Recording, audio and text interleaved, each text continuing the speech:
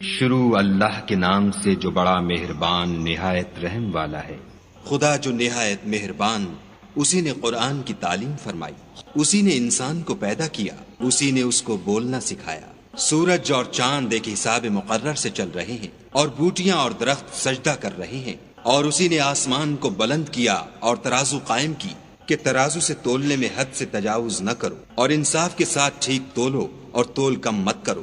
اور اسی نے خلقت کے لیے زمین بچھائی، اس میں میوے اور کھجور کے درخت ہیں جن کے خوشوں پر غلاف ہوتے ہیں، اور اناج جس کے ساتھ بھس ہوتا ہے اور خوشبودار پھول۔ تو اے گروہ جن و انس، تم اپنے پروردگار کی کون کون سی نعمت کو جھٹلاؤ گے؟ اسی نے انسان کو ٹھیکرے کی طرح کھنکھناتی مٹی سے بنایا اور جنات کو آگ کے شعلے سے پیدا کیا۔ تو تم اپنے پروردگار کی کون کون سی نعمت کو جھٹلاؤ گے؟ وہی دونوں مشرقوں اور دونوں مغربوں کا مالک ہے۔ تو تم اپنے پروردگار کی کون کون سی نعمت کو جھٹلاؤ گے؟ اسی نے دو دریا رواں کیے جو آپس میں ملتے ہیں، دونوں میں ایک آڑ ہے کہ اس سے تجاوز نہیں کر سکتے۔ تو تم اپنے پروردگار کی کون کون سی نعمت کو جھٹلاؤ گے؟ دونوں دریاؤں سے موتی اور مونگے نکلتے ہیں۔ تو تم اپنے پروردگار کی کون کون سی نعمت کو جھٹلاؤ گے؟ اور جہاز بھی اسی کے ہیں جو دریا میں پہاڑوں کی طرح اونچے کھڑے ہوتے ہیں۔ تو تم اپنے پروردگار کی کون کون سی نعمت کو جھٹلاؤ گے؟ جو مخلوق زمین پر ہے سب کو فنا ہونا ہے، اور تمہارے پروردگار ہی کی ذات بابرکت جو صاحب جلال و عظمت ہے باقی رہے گی۔ تو تم اپنے پروردگار کی کون کون سی نعمت کو جھٹلاؤ گے؟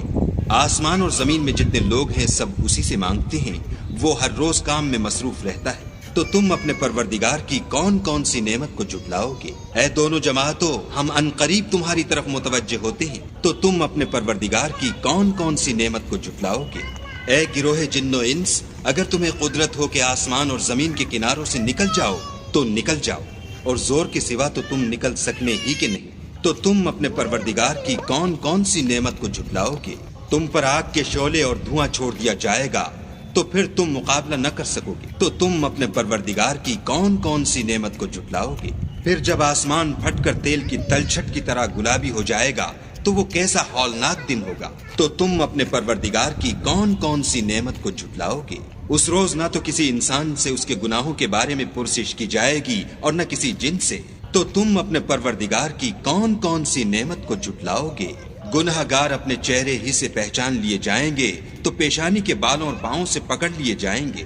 تو تم اپنے پروردگار کی کون کون سی نعمت کو جھٹلاؤ گے؟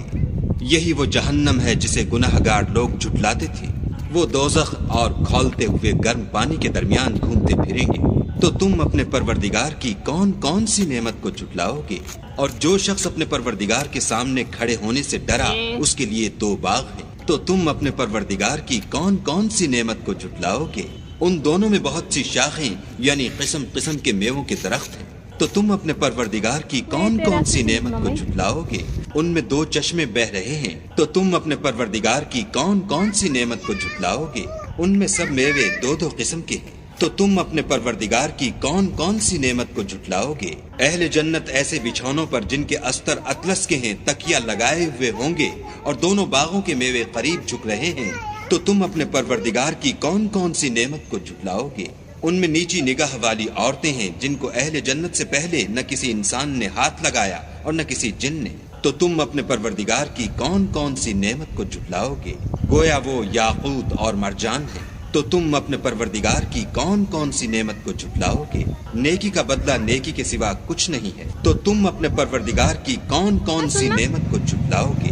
اور ان باغوں کے علاوہ دو باغ اور ہیں۔ تو تم اپنے پروردگار کی کون کون سی نعمت کو جھٹلاؤ گے؟ دونوں خوب گہرے سبز۔ تو تم اپنے پروردگار کی کون کون سی نعمت کو جھٹلاؤ گے؟ ان میں دو چشمے ابل رہے ہیں۔ تو تم اپنے پروردگار کی کون کون سی نعمت کو جھٹلاؤ گے؟ ان میں میوے اور کھجوریں اور انار ہیں۔ تو تم اپنے پروردگار کی کون کون سی نعمت کو جھٹلاؤ گے؟ ان میں نیک سیرت اور خوبصورت عورتیں ہیں۔ تو تم اپنے پروردگار کی کون کون سی نعمت کو جھٹلاؤ گے؟